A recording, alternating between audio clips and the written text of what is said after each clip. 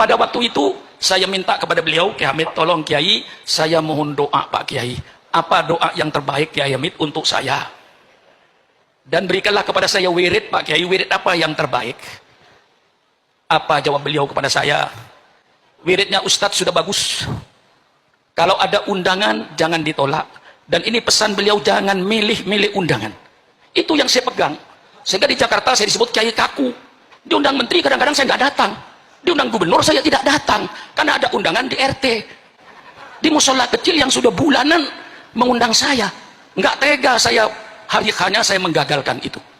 Saya punya pendirian dari Kiai Hamid, jangan mengecewakan orang. Jadi kalau udah undangan, sudah ditulis, jangan sampai dibatalkan. Jangan milih-milih undangan.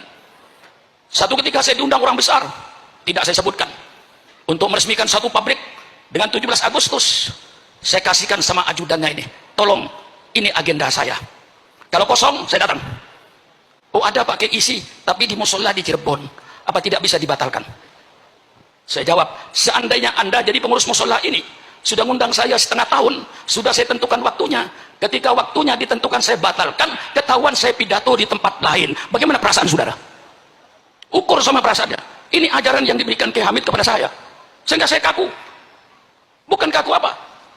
Diundang menteri pun saya tolak. Undang gubernur, tolak.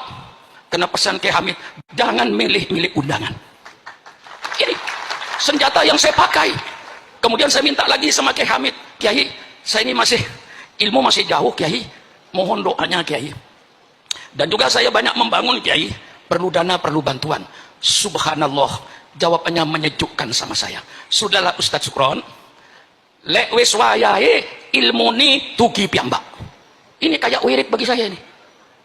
Kalau dana gimana Kiai? Dana pun bangun yang berani. Nggak usah menggantungkan pada manusia. Gantungkan saja kepada Allah. Lek wis wayahi tugi piyambak. Saya jadikan wirid. Walaupun saya nggak pegang duit, bangun, letakkan batu pertama. Dengan baca Fatihah kepada almarhum Kiai Hamid, pokoknya sampean dawuh lek wis wayahe tuki piyambak, lek wis wayahe tuki piyambak, lek wis wayahe tuki piyambak. Jadi wirid bagi saya ini. Sering saya pidato di mana-mana, lek wis wayahe tuki piyambak. Bukan bahasa Arab lagi. Wiridnya bahasa Jawa. Padahal saya bukan orang Jawa. Tapi saya jadikan wirid. Bangun. Alhamdulillah berkah dorongan almarhum. Saya berani membangun. Barangkali alhamdulillah pondok pesantren saya di tengah-tengah kota, di kota Jakarta, kalau tidak karena keberkahan ulama dan para habaib, tidak mungkin Syukuran Makmun akan mendapat tanah 3,5 hektar di ibu kota. Siapa yang punya tanah 3,5 hektar di ibu kota? Tolong carikan. Tidak ada. Pondok pesantren Darul Ma'arif 3,5 hektar di Jakarta Selatan. Kalau tidak berkahnya para ulama, tidak berkahnya para habaib. Ini yang saya mantep. Jadi setiap saya membangun, gak saya pikirkan duit, urusan belakang. Beli batu 1 truk, beli pasir, beli semen, letakkan batu pertama. Pokoknya saya yakin, lek wis wayahi, insya Allah almarhum mendengar perkataan saya ini. Ini saya pegang, hanya pegang lek wis wayahi. Karena Kiai Hamid bilang, Ustadz, dikirnya sudah bagus. Dikir apa? Kiai, lek wonten undangan, jangan ditolak. Jangan milih-milih undangan. Lek wonten undangan, sampean ngaos dari kalian santri-santrinya. Itu saya pegang teguh. Perkataan Kiai Hamid itu yang membangkitkan saya. Tidak takut saya sampai sekarang.